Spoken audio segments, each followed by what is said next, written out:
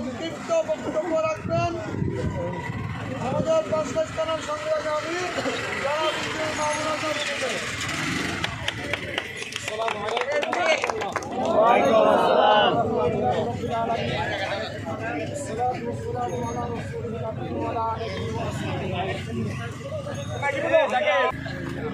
আবার সংগঠিত হচ্ছে।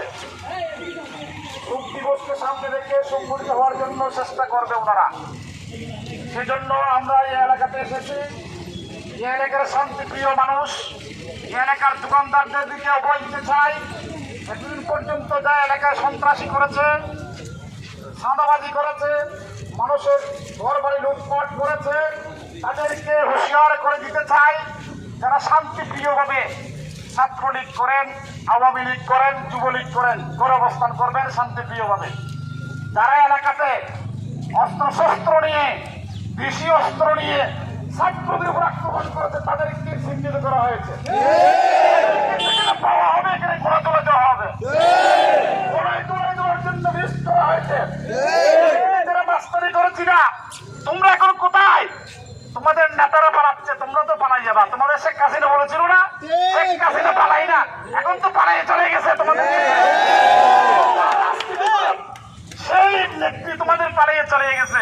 এখন তোমরা মাস্তানি করার আর কোনো কি সুযোগ নেই। নামাজ পড়ো, কোন হাদিস পড়ো, ভালো হয়ে যাও। এলাকাবাসীদেরকে আমি বলতে চাই, আপনারা আমাদের এখানে দায়িত্বশীল ভাইরা আছেন, কোন সন্ত্রাসী যদি এখানে কোনো সংগঠিত হওয়ার চেষ্টা করে আমাদের খবর দিবেন। ছাত্র বৈষম্য বিরোধী ছাত্র আন্দোলনের প্রতিনিধি আমাদের সাথে আছেন, জামাত ইসলামী বাংলাদেশ সাথে আছেন, ইসলামী ছাত্র শিবির আপনাদের সাথে আছেন এবং অন্যান্য সংগঠন থেকে শুরু করে অন্য সংগঠন সবাই আমাদের সাথে আছেন। আমি সকলকে, সব লোকদেরকে আশ্বস্ত করতে চাই, আমি শুনেছি কিছুদিন আগে, গত পরশুদিন রাত্রে এখানে জামাত শিবিরের তালিকা করতে চান, যারা ছাত্রদেরকে ফাঁড়ি খাওয়াইছে, ছাত্রদের সহযোগিতা করেছে, তাদের তালিকা খুঁজতেছেন। তোমাদের তালিকা হয়ে গেছে। তোমাদের তালিকা যারা রাত্রে বসে বসে দুই তিনজন দোকানে বসে বসে জামাত শিবিরের তালিকা করতে চাও, তোমাদের তালিকা তৈরি হয়ে গিয়েছে। তোমরা যদি এলাকা থাকো তাড়াতাড়ি আত্মঘোষণা চলে যাও। আর ঘোড়া চলে গিয়ে পুলিশকে সমর্থ করা হবে, আর্মিদেরকে সমর্থ করা হবে। সকলের সহযোগিতা, এই এলাকাবাসীর দোয়া এবং সহযোগিতা কামনা করে আমাদের আমির জামাতের জন্য দোয়া করবেন। ছাত্র শিবির, বৈষম্যবিরোধী ছাত্র আন্দোলন যারা শাহাদাত বরণ করেছে, আল্লাহ রাব্বুল আলামিন তাদেরকে সর্বোচ্চ শাহাদাত মর্যাদা দান করেন।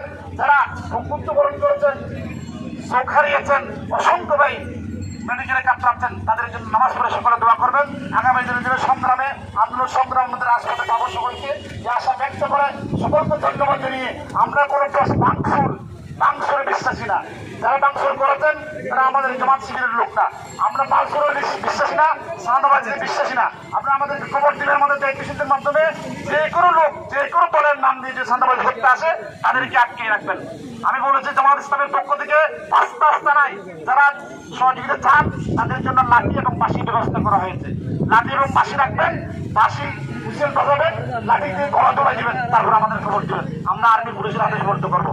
সকলকে ধন্যবাদ জানিয়ে শেষ পর্যন্ত সকলের সহযোগিতা কামনা করে শেষ পর্যন্ত সকলে মিছিল অংশগ্রহণ করবেন এই আশা ব্যক্ত করে আমার কথা এখানে শেষ করছি। আসসালামু আলাইকুম ওয়া রাহমাতুল্লাহ।